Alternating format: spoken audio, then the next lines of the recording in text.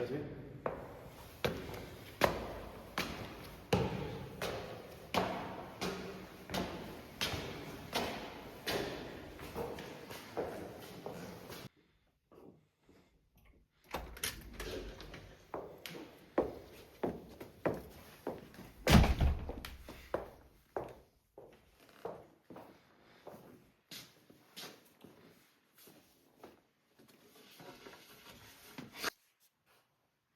Godmorgen, Anne M. Har I haft en god weekend alle sammen?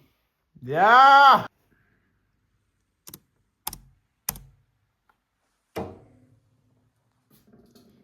Okay, Anne M. I dag skal vi have matematik. Sidste uge havde vi om andengradspolynomier. Og i dag skal vi finde ud af, hvordan vi tager roden. Men vi gør det skridt for skridt, fordi det er en lang procedure. Vores andengradspolynomium f af x er det samme som 2x i anden og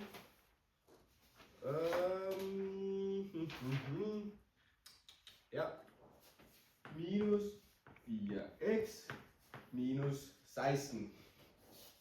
Godt. Nu skal vi finde variablerne ud fra denne formel. Så vi skal finde ud af, hvad a er, hvad b er, og hvad c er.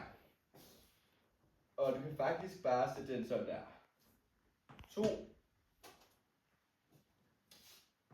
minus 4 minus 16. Godt. Nu har vi vores andengradspolynomiums variabler.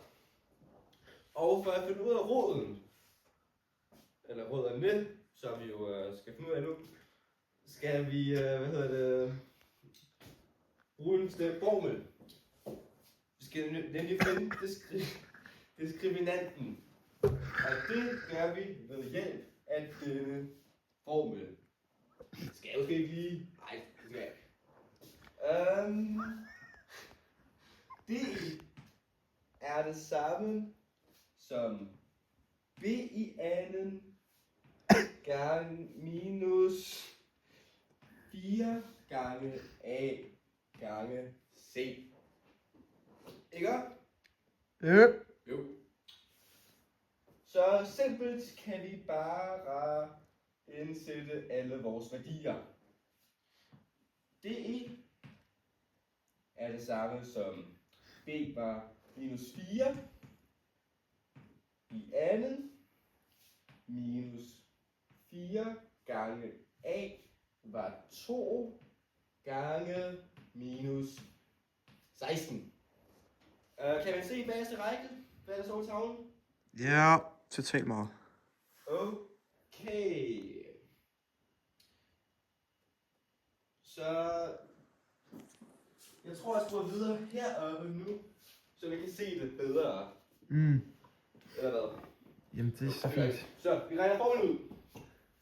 Vi har den her, skriver den lige igen. Det er det samme. Så 4 parentes minus 4 gange 2 gange minus 16. Godt. Nu skal vi lige formindske den en lille smule. Og vi har også lært nogle potensregler tilbage i 4. klasse. Så vi starter med at tage potensen af den her parentes. Og det giver selvfølgelig minus 4 opløst i 2. Det er jo lige ud af den anden vej. Minus 4 gange minus 4.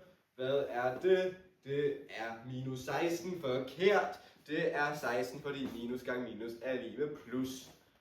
Ikke? Så vi har 16 minus 4 gange 2 gange minus 16. Okay. Yep. Den næste potensregel er, at man altid skal gange parentesen ud. Så vi skal ikke regne 4 gange 2 gange minus 16. Vi skal regne 2 gange minus 16 først. Ikke? D16 minus 4, okay, gange 2 gange minus 16. Sasha, hvad giver det? Hvad? Sasha, Hvad hvad laver du? Oh shit. Sasha, Oh shit. log in. Undskyld. Hvad er 2 gange minus 16, Sasha? Det er minus 32. Det lyder rigtigt. Minus 32. Okay. Det er gange 16 minus 4 gange minus 32. Hvad vil du gøre nu, Sasha? Det første jeg vil gøre, det er, jeg vil sige 4 gange minus 32. Ja, det lyder fornuftigt. Så... Jeg ved ikke, om jeg står det op igen. Det var lidt forvirrende måske. Så det er lige med 16 minus, og hvad giver 4 gange minus 32, Sasha? Det giver 100, minus 128. 100? Minus 128? Det lyder rigtigt. Minus 128. Kan man læse en skrift? Det kan man. Fuck nej. Okay, så 16 minus 128. 16. Hvad gør man her nu? Det giver plus. Hvad mener du? Hvorfor giver det plus? Fordi minus og minus, det giver plus. Ja, du har ret. Tak. Så, Fuck dig.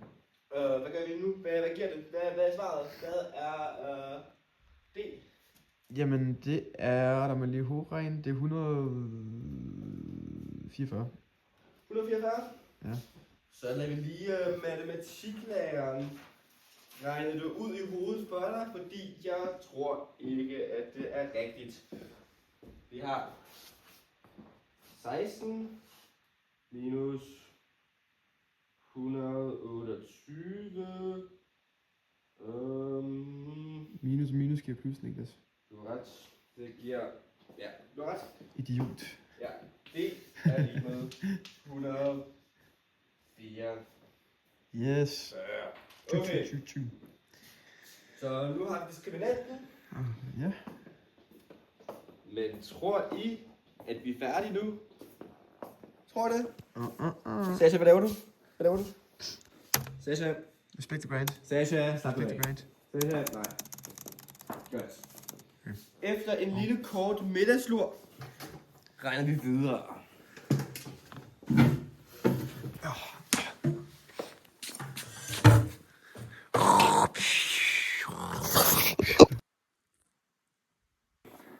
Så, nu ved vi jo, at der er to råder. Vi kan bare finde ud af, hvilke råder det er. Yes. Og det gør vi ved hjælp af denne formel her. X, det er vores første rod, er det samme som minus BE plus og minus. Minus B. Fordi der er jo minus B plus minus. Fordi der er to roder.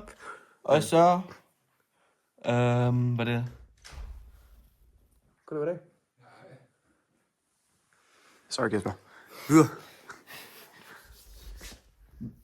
Diskriminanten er D og 2A. Vi har indstillet vores værdier fra før, så x er lige med minus, hvad var b igen? B var minus 4. Minus 4, og så kan vi lige med plus en gang. Plus diskriminanten, det var 144. Og A var 2. Hvis jeg regner det ud, giver minus 4, giver bare 4, plus parentesen er 100, nej, roden er 144 er 12, og 2 gange 2, det er 4, så x er lige med 16 divideret i 4, som er det samme som 4. Okay, Sasha. Ja. Kan du godt gøre det samme med minus nu? Godt. Det vi gør nu, Johnny Stottenbecker, da vi tager den her flotte frækket her, og så går vi ind i Niklas' Stottenbeckers, Johnnys MacBook Air, og finder ud af, hvordan fuck jeg gør det her. Nej, Sasha, nej. Jeg ved ikke, hvordan fuck jeg gør det, bro. Bro, jeg troede... Okay, Sasha. Kan du så godt regne x2 ud for mig nu? Selvfølgelig, Johnny Niklas. Så selvfølgelig vil vi udnytte den her formel, ligesom vi gjorde her. Ikke også? Den gang vi var på minus. Så vi starter med minus b. Hvad er b? Det er minus 4. Så vi siger x er lige med minus 4. Ikke også? Så skal vi sige minus igen. Roden af diskriminanten. Som er 144. Ikke også? Og 2a, som er så 2 gange 2, fordi a er 2. Godt. Nu skal vi så regne os frem til det her, ikke også? Vi kan starte her. Minus 4. Hvad giver det? Det giver minus. Fordi minus minus, det giver plus. Som Johnny Niklas sagde lige før. Så vi laver lige et led her. Bum. Så siger 4. Right. Hvad er roden af 144? Så er diskriminanten. Det er 12. Så vi siger minus 12. Og så har vi 2 gange 2. Det giver selvfølgelig 4. Bum. Så nu har vi så 4 minus 12 divideret i 4. Hvis vi går herover. X er lige med. Her har vi 4 minus 12, som er minus 8. Så siger vi minus 8 dividerer med hvad? 4. Som er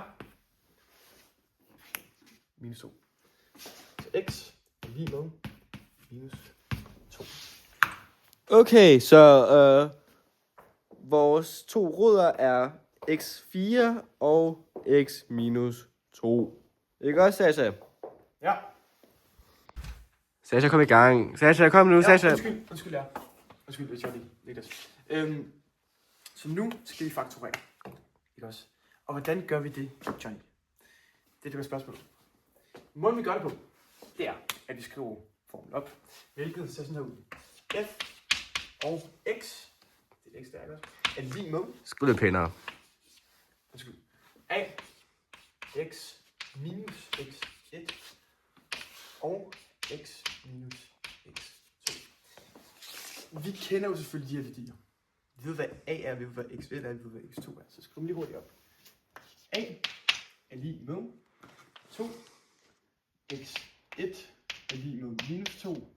Og x2 er lige med 4. Så skal vi lige bare udfylde dem. Og så fakturere dem. Så udfylder den lige først. Ja, det er sådan her. 4, det er en naturlig, eller A er jo naturligvis 2. Bum.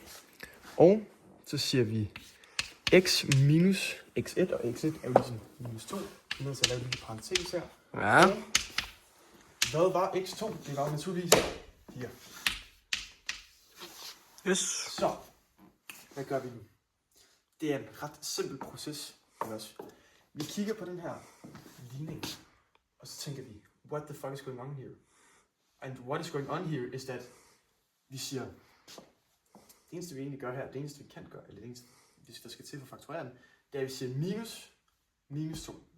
Mm. Hvad sker der, Johnny? Stop den ligger. Når vi siger minus og minus sammen.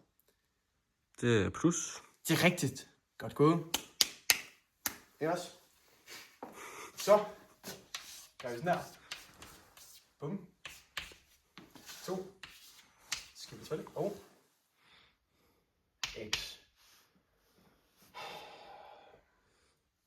Som er selvfølgelig plus 2.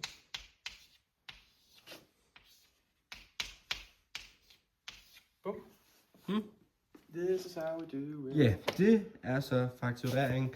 Det er godt gjort, Sasha. Du har lavet en lektie meget godt. Hvorfor helvede? Og det stinker af sved. Godt. Stinker af pik. God dreng. Nakkeost. Okay. Så, lige, hvordan kan vi, kan vi ikke lige... Okay, Kasper. Det var vores matematikaflevering, ikke? Den var måske lidt fjollet. Den var lidt fjollet, men det er okay. Men vi håber, at vi kom ind på de vigtigste punkter. Ja. God weekend, Kasper. God weekend. Og jeg håber, du hygger dig. Ja. Jeg ved, mange af de der Og jeg håber, Ja. jeg håber, at vi afleverede en sjov aflevering, som også var informativ. Vi kom jo faktisk ind på det hele. Prøv at tænke det som motivation til de andre. Nej. Jo. Ses, Kasper. Vi ses.